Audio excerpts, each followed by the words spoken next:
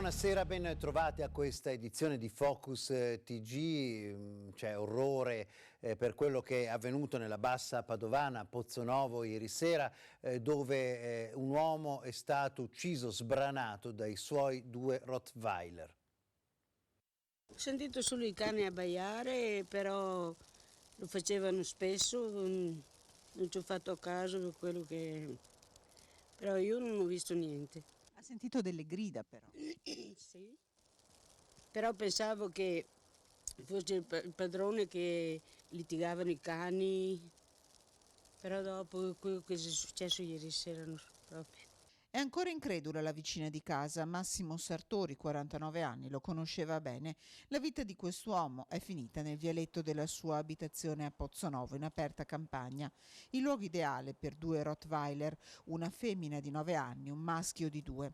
Animali con cui aveva grande confidenza. Il dramma, mercoledì. Sono passate le 21. Massimo Sartori nel vialetto, forse i cani stanno litigando, ma accadeva spesso, raccontano i vicini. Cosa sia accaduto lo stabiliranno le indagini dei carabinieri della compagnia di Abano Terme, coordinati dalla procura di Rovigo. L'uomo potrebbe aver avuto un malore, aver battuto la testa e solo dopo essere stato azzannato dai cani, oppure potrebbero essere stati gli animali ad attaccarlo. Dall'autopsia si attendono le prime risposte. A dare l'allarme la compagna di Massimo, che al rientro in casa lo ha trovato esanime in una pozza di sangue. Sotto shock la donna ha chiamato il 118. Nel casolare sono arrivati anche i carabinieri. I sanitari tentano l'impossibile, l'uomo ha ferite al volto e alle braccia, arriverà senza vita in ospedale. Con i militari nella casa anche 2 operatori cinovigili che conducono i 2 Rottweiler al canile sanitario di Selvazzano. Sì, erano cani sempre chiusi, sempre sussurricento, però facevano paura. Loro ormai dopo avevano preso come una di loro, però non mi avvicinavo mai. Un uomo per bene, Massimo Sartori, lui e la compagna, racconta la donna vicina di casa. Era un ragazzo buono, un ragazzo che lavorava, lavoratore, anche lei una buona donna, veramente non abbiamo mai avuto nessun litigio, mai. La casa imbiancata dalla neve è silenziosa, solo la terribile macchia rossa sul ghiaino a raccontare la tragedia. Vicenda molto triste e parliamo del femminicidio di Mariarca Mennella. La sentenza del processo d'appello ha visto confermati 20 anni al suo assassino, l'ex marito, ma triplicate le pene di risarcimento a favore delle parti civili. Quanto vale la vita di Maria Archetta Mennella, per tutti Mariarca, morta a 38 anni a Musile di Piave nel 2017 per mano dell'ex marito Antonio Ascione, 47 anni, che l'ha pugnalata a morte con 5 fendenti brandendo un coltello da cucina.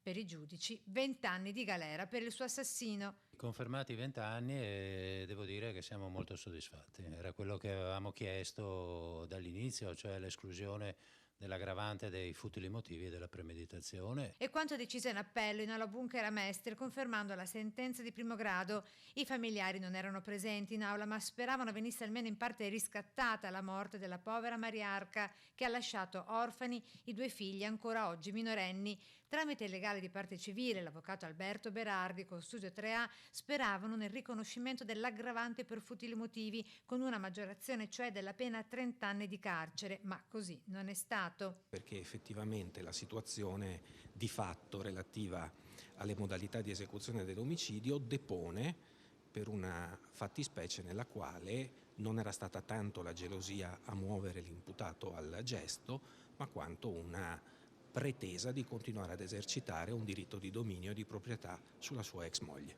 Decisione questa pronunciata dalla Corte d'Assise di Venezia, arrivata dopo diverse ore di Camera di Consiglio. I giudici togati infatti non trovavano un accordo con quelli popolari. Questo è vero, perché sono stati in Camera di Consiglio quasi 4 ore, quindi è stata una decisione, direi, sofferta tutto sommato, e non poteva essere altrimenti, in quanto in diritto l'aggravante dei futili motivi era un oggetto di discussione.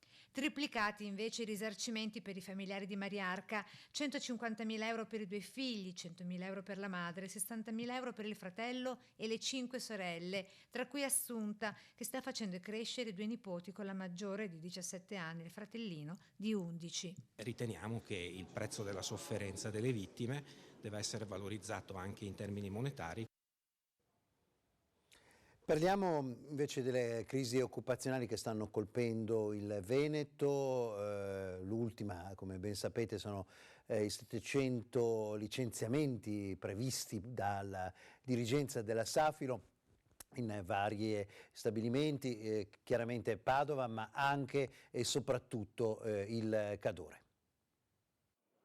Noi siamo molto preoccupati, ho scritto proprio ieri al Ministro Patuanelli affinché ci sia la massima attenzione rispetto a queste vicende. E la provincia di Belluno è una provincia che ha già delle difficoltà, 1 migliaio di persone all'anno se ne vanno da questa provincia, pensare di smettere centri produttivi assolutamente no. ACC Wambao e Safilo, 2 crisi industriali che il bellunese non si può permettere. Su questo il governatore del Veneto Luca Zaia non ha dubbi, entrambi i piani di chiusura per ACC, di ridimensionamento per Safilo vanno rispediti al mittente e per farlo serve un'azione forte del governo nei confronti dei 2 colossi, da qui la lettera al ministro per lo sviluppo economico Stefano Patuanelli. Intanto su Safilo la regione con l'assessore Elena Donazzan ha convocato un'unità di crisi per il 20 dicembre. I tavoli sono previsti per legge, li facciamo volentieri, siamo a fianco dei lavoratori, anche questa sfida la dobbiamo vincere, non esiste che si chiudano aziende e si mettono in discussione posti di lavoro. Sul fronte bellunese la politica è mobilitata. Nelle ultime ore un'interrogazione su Safilo è stata presentata alla Camera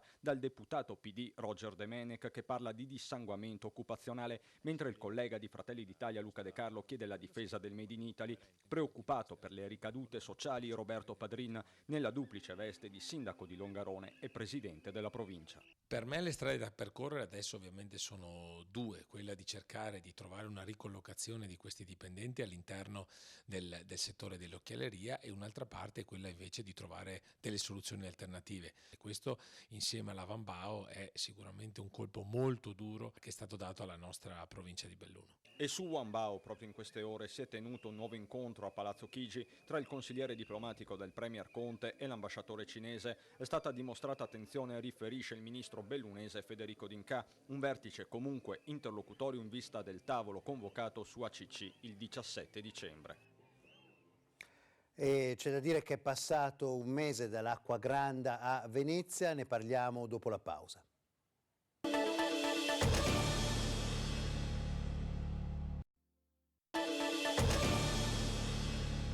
È passato un mese dal disastroso 187 centimetri sul medio mare, ovvero l'acqua alta peggiore di sempre, a parte chiaramente il 1966. Un'acqua granda che sta lasciando i suoi strascichi sia economici che politici su tutta la laguna. Questa sera l'acqua della laguna tocca a quella del mare, disastro. Questa è da Garibaldi, ok? Se un fiume non riesce ad andare avanti con 90 kg che so, non riesce ad andare avanti, sono nascosto qua in caletta. Via! Ci siete? Via, via! Via, via! Ci siete tutti? Via, via! 12 dicembre, un mese dalla notte in cui l'alta marea ha toccato un picco di 187 centimetri, quasi come nel 66 quando arrivò a 194. Tutto è accaduto in un'ora quella sera e con la stessa velocità con cui è salita, l'acqua alta è anche scesa, provocando danni per oltre 1 miliardo di euro. Errori veramente incredibili che io sono 15 anni che lavoro in sala operativa, non ho mai visto, ma neanche nei casi di studio.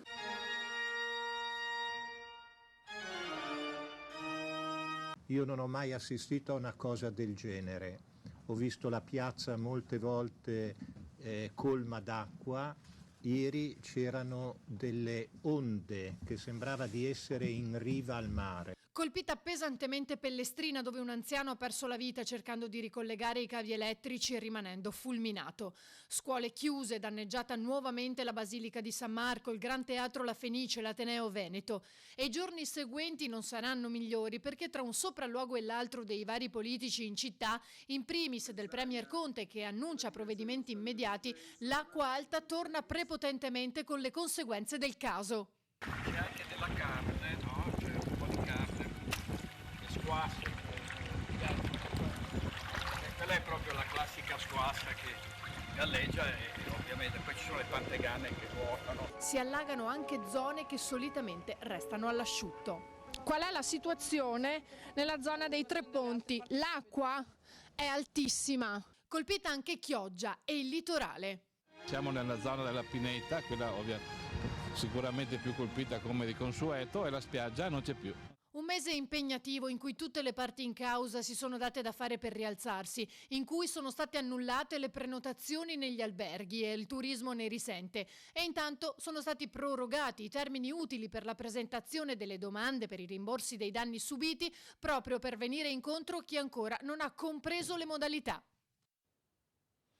Questo insomma è giusto rivederlo, è giusto, perché è giusto fissarselo in mente e sapere che se è accaduto può riaccadere, e questo è altrettanto certo. Piazza Fontana, sono passati 50 anni da quella strage che segnò non solo Milano ma l'Italia, partì la strategia della tensione. C'è tanto di Veneto in quella strage, sia purtroppo nell'elaborazione ma anche proprio nelle cose materiali. La valigia che esplose nella Banca Nazionale dell'Agricoltura a Milano fu comprata in un negozio di Padova. Da questa valigeria di Padova è passato uno dei momenti più drammatici della storia d'Italia. Qui venne venduta la valigetta utilizzata per nascondere la bomba di Piazza Fontana a Milano. 12 dicembre 1969, il boato squarcia la sede della Banca Nazionale dell'Agricoltura. 17 le vittime, è la scintilla che segna l'inizio della strategia della tensione. Anche la città di Padova è tristemente legata a questa orribile pagina di storia italiana. La valigetta utilizzata per nascondere la bomba posizionata nella sala centrale della banca è stata acquistata proprio qui, nella centralissima valigeria al Duomo. Un'ignara e giovanissima commessa, pochi giorni prima di quel 12 dicembre di 50 anni fa, la vendette assieme ad altre 3 identiche a Franco Freda, militante del gruppo neofascista Ordine Nuovo. La commessa padovana riconobbe quella valigetta diplomatica immortalata nelle immagini di tutti i telegiornali. Tutto attorno macerie e morte. Lo disse subito al titolare e insieme avvisarono la polizia. Franco Freda, piccolo editore, è uno dei protagonisti del processo di Piazza Fontana. La pista nera, seguita dagli investigatori milanesi dopo aver abbandonato la tesi della matrice anarchica, portò dunque a Padova, dove vivevano Freda e Giovanni Ventura. Anni di indagini e depistaggi che tirano in ballo anche i servizi segreti. Anni di processi che però non hanno mai portato giustizia per le 17 vittime e le loro famiglie. Nel 2005 la Cassazione affermò che la strage di Piazza Fontana fu realizzata da un gruppo eversivo costituito a Padova nell'alveo di Ordine Nuovo e capitanato da Freda e Ventura, dichiarandoli però non più processabili in quanto irrevocabilmente assolti dalla Corte d'Assise d'Appello di Bari.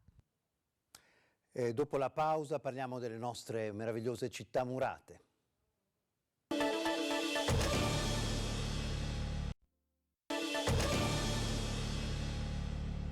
Non sempre le mura medievali delle città murate appartengono alla città che è contenuta da queste mura. Ad esempio, oggi la città di Marostica si è appropriata dallo Stato delle sue mura. Le mura delle città medievali, laddove si siano salvate, sono un monumento che caratterizza il paesaggio urbano, quanto i grattacieli lo fanno con lo skyline di Manhattan. Un segno di identità, di comunità cittadina, di capacità di resistere non solo ai nemici, ma anche alla memoria. Detto questo, capita che la proprietà delle mura a volte non sia della città stessa, ma magari dello Stato. Ora il demanio ha ceduto a Marostica le sue mura medievali, con tanto di cerimonia al castello inferiore. Marostica da oggi è ufficialmente proprietaria delle sue mura, è un lavoro cominciato nel 2011, quindi in amministrazione Scettro, portata avanti dall'amministrazione della Valle e conclusa dalla nostra amministrazione. In questi mesi abbiamo avuto lunghe discussioni per definizioni, soprattutto dal punto di vista burocratico, su alcune competenze di cui ci premeva avere un sicuro e perfetto riscontro, e le nostre richieste sono state tutte quante esaudite e da oggi ufficialmente Marostica è proprietaria delle sue mura. E cosa ci fa delle sue mura Marostica? Marostica, essendo proprietaria adesso, potrà cominciare veramente a lavorare con un piano di rivalorizzazione di tutto il suo complesso murario, e questo vuol dire soprattutto pensare in un'ottica che non sarà soltanto della nostra amministrazione, ma che vedrà partecipi tutte le persone che ci seguiranno in futuro per la valorizzazione della nostra città. Una nuova sfida che fa il paio con il recupero della piena funzionalità turistica del Castello Superiore, con tanto di ascensore e dell'eliminazione del parcheggio dal cortile panoramico. Progetto che, secondo l'opposizione, è troppo affrettato e non partecipato dalla popolazione. Il castello, il complesso delle mura del Castello Superiore e Inferiore è davvero un patrimonio della città, e gli interventi, soprattutto quando hanno un carattere, come ci auguriamo, importante, anche molto qualificante, debbono essere a nostro avviso discussi, valutati, confrontati anche con la città. Il sindaco invece ritiene che non ci sia spazio per discutere e soprattutto il tempo. Anche le mura medievali sono entrate nel XXI secolo, con tempi digitali e decisioni a banda larga. Non è più il tempo della figlia del castellano. E fare i leoni da tastiera non sempre garantisce l'impunità, a volte si paga.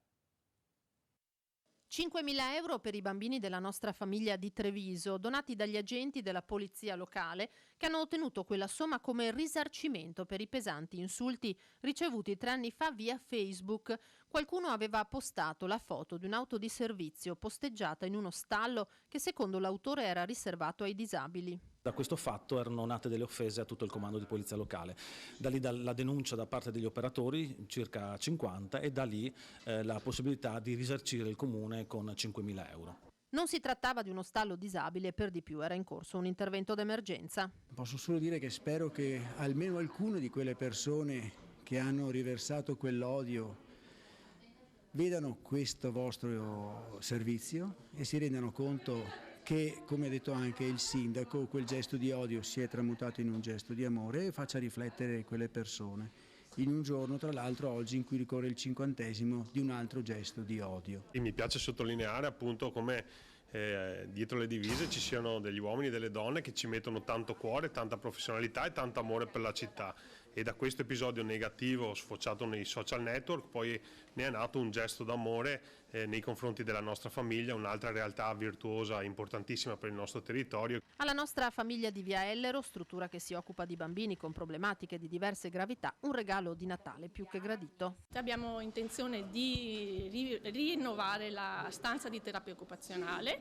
che è una stanza riabilitativa, perché lavora appunto la riabilitazione in terapia occupazionale, lavora per le autonomie del bambino in tutti i suoi ambiti, vita quotidiana, scolastica, familiare. Vi ringraziamo per averci seguito e vi auguriamo una buona serata.